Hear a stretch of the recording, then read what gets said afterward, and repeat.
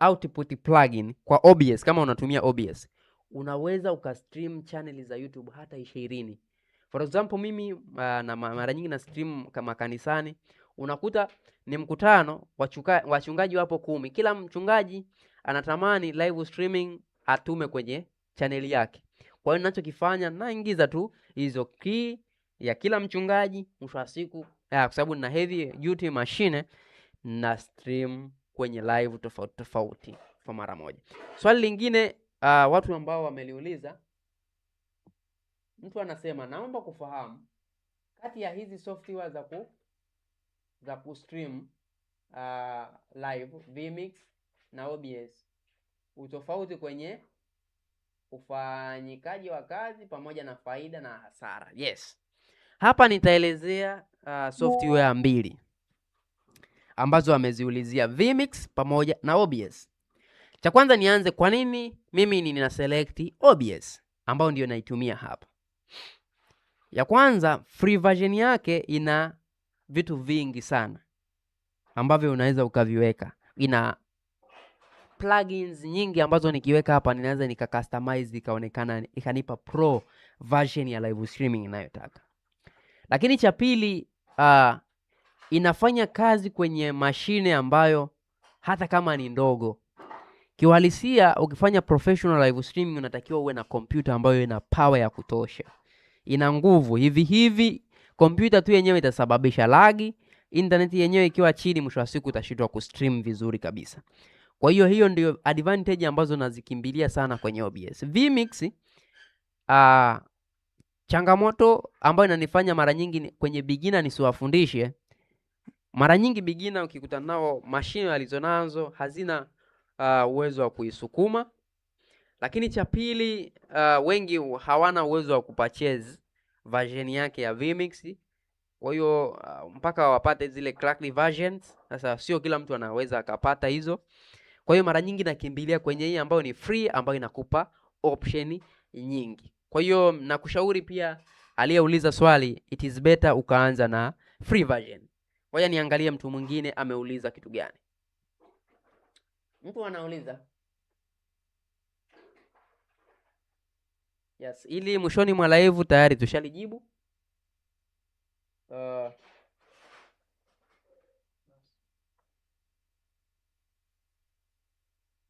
Maybe ngoja niingie kwenye group kama kuna mtu mwingine.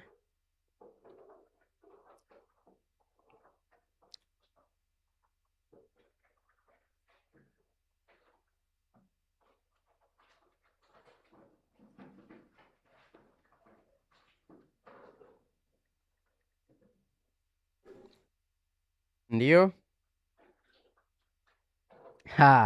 Kuna mtu anasema nizungumzie namna ya kustream kwenda Instagram, TikTok na YouTube kwa wakati mmoja.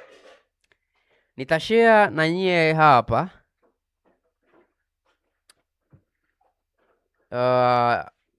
Swali linasema ni namna gani naweza nikastream nikaenda YouTube, nikaenda Facebook, nikaenda labda Twitch kwa mara moja.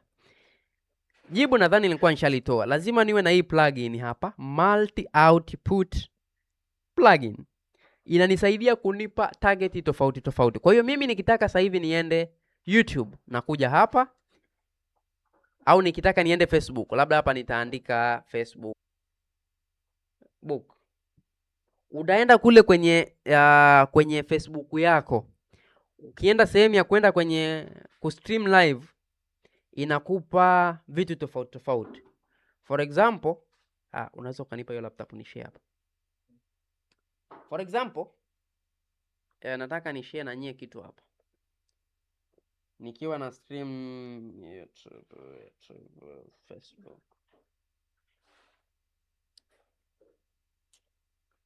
Okay, nataka niwaonyeshe namna ya kustream.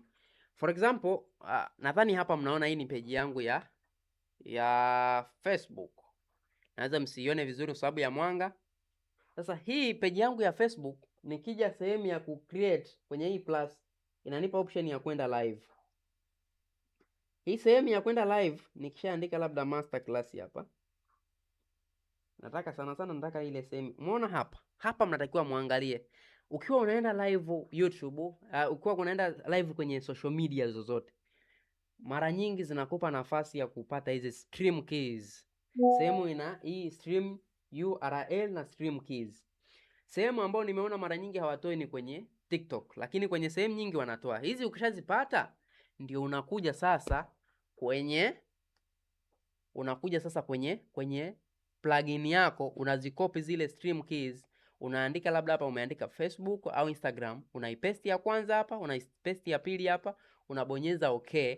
Mwisho wa siku nikija hapa kwenye start, inaenda kwenye hiyo sehemu ambayo ninataka ku stream. Yes. Nadhani kama mtu bado hilo swali hajaelewa, yes. Hii plugin hapa, hii plugin hii unayoiona hapa inaweza ikanisaidia ku stream kwenye social media na kwenye YouTube kwa wakati mmoja. Hii hapa naionyesha sana hii. Yes. Kwa hiyo kama niangalie, kuna mtu anauliza swali.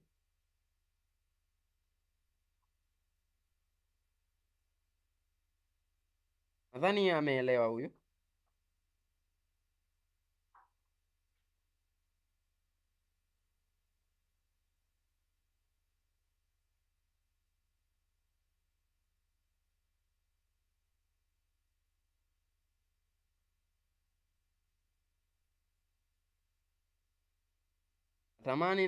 Natamani mtu mwingine kama ana swali, yani angalie huku YouTube. Yes. Kwa hasa hii ni kwa wale ambao ni beginner kabisa, ambao walikuwa wanatamani wawepo kwenye masterclass walikosa. Yes, lakini pia kwa wale ambao mshaelewa, mnaweza mkauliza swali ambao litajenga beginner walioko kwenye hii kitu.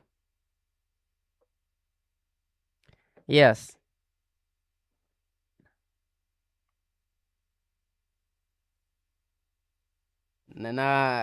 Natamani nipate mtu mwenye swali gumu kupita yote.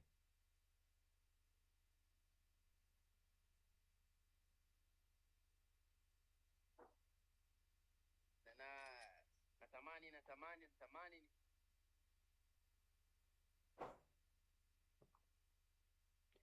Yes. Kama una swali uliza, tupo kwa ajili ya kujibu maswali haya. Yes. Yes, watu wanaendelea kuuliza maswali.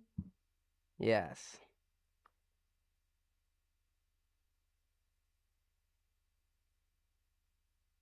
Ngoja niwape.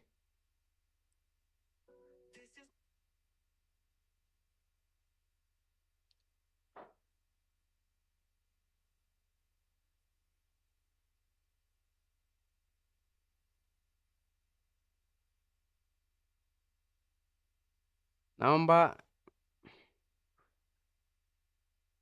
kuna mtu ameuliza swali hapa. Yes, kuna mtu ameuliza hizi plugin ni ya kununua? Hapana, ni free. Kuna somo ambalo nimeliandaa kwenye live iliyopita, nataka nilirudie basi hapa. Kuna plugin 5 ambazo ukiwa nazo wewe kwenye OBS yako utakuwa unafanya professional live streaming. Ya kwanza ni hiyo tunaita multiple output. Ya kwanza nitazitaja kwenye somo linalokuja, nitakuja kuzitengenezea video moja moja. Ya pili, kama una kalamu andika kitu kinachoitwa Social Stream Ninja. Social Stream Ninja ni kivipi? For example, hapa unaona mimi nahangaika kuzunguka huku na huku kuangalia mmetuma wapi maswali, labda Twitch mtu amefanya nini. Lakini kuna plugin hapa kwenye kompyuta yangu nyingine nimeiweka. Chati zote ambazo watu wananiuliza labda za Facebook, YouTube, wapi, ningekuwa nimeenda kote kwa mara moja YouTube live, zote naziona kwenye screen moja. Kwa hiyo mwisho wa siku nikijibu najua kabisa hii itaenda Twitch, hii itaenda Facebook, hii hapa. Kwa hiyo ndio Social Stream Ninja. Ya pili, for example, Hapa ninavyofanya streaming, ninafanya stream katika horizontal, ile ya ulalo ambayo inaonekana YouTube. Lakini nataka mimi ni customize iwe vertical ili mtu wa Facebook au kwenye social media aone katika vertical kama simu hivi inavyoonekana. Kuna plugin ambayo pia inanipa nafasi ya kucustomize kila kitu hapa, ambayo tunaita Autumn. Sasa mimi sio Mngereza mzuri, lakini inaitwa Autumn. Hiyo yes, Autumn. Sijui nifanyaje nionyeshe hapa, lakini inaitwa Autumn. Hiyo Autumn inakusaidia kutengeneza vertical format. Lakini nyingine inaitwa scene transition. Inaitwa move transition. Ile move transition. Move transition inakusaidia wewe kucontrol transition moja kati ya kutoka kwenye kamera moja kwenda kingine. Tuweke professional ama transition ambayo mnayaona haya ni ya zamani. Kuna professional ya transition ambazo unazoziweka hapo ukiwa na move transition. Nyingine ngoma inaitwa advanced scene switcher. Advanced scene switcher inasaidia nini? For example, mimi ninaweza nikaset ni podcast, nataka ni stream direct. Kuna watu ambao wanaongea, naweza nikatumia sauti zao kufanya automation ya kuswitch kati ya mtu mmoja kama sehemu nyingine. Ndio maana hiyo tunaita advanced scene switcher. Ukishakuwa nayo na seti, mwisho wa siku ngoma ina switch direct online. Kuna mtu amesema kwa hiyo naichukua, ngoja kuna sauti hapa, kuna swali mwingine. Mkuu, bei ya kustream chachi ni shilingi ngapi? Sasa cha kwanza nataka niwafundishe namna ya kufanya pricing ya kazi yoyote. Nikishare invoice hapa itakuwa sio sehemu nyingine. Ukija personal tunaweza tukafanya, nikakupa invoice namna ninavyofanya breakdown ya bei. Unapofanya production kazi yoyote, namna ya kufanya breakdown ya budget iko hivi. Cha kwanza nitaangalia deliverable ni zipi, vitu gani ambavyo nitahitajika kwenye hii live streaming. Okay, nafanya live streaming pekee. Okay, ni ya masaa mangapi? Labda ni ya masaa 5 au siku nzima. Nitaangalia kama ni masaa 5. Okay, vifaa gani nitatumia? Watu wanahitaji kamera 5. Okay, kamera 5. Kamera ziwe za kwangu, kamera ziwe za kukodi. Lazima niweke kitu kinachoitwa maintenance fee. For example, sisi kampuni tunaweza kamera zetu zote, lakini kila kamera nitaangalia kwenye soko kamera wanakodisha shilingi ngapi. Kamera mimi ninayotumia hapa kwenye soko wanakodisha 1,500,000. Au kamera ninayotumia hapa kwenye soko wanakodisha 300,000. Kwa hiyo natumia kamera 3. Kwa hiyo 3 mara 300,000 ni shilingi ngapi? 900,000 hiyo. Nitaangalia kwenye hizi kamera zote kunatakiwa kuwe na camera operators. Watu ambao watakuwa wana deal na zile, labda kwa siku nasema huyu analipwa labda 1,500,000. Kwa hiyo nitapigia pricing ya watu 3. Ni shilingi ngapi? Labda 1,500,000 kwa watu 3. Utaongezea hapo.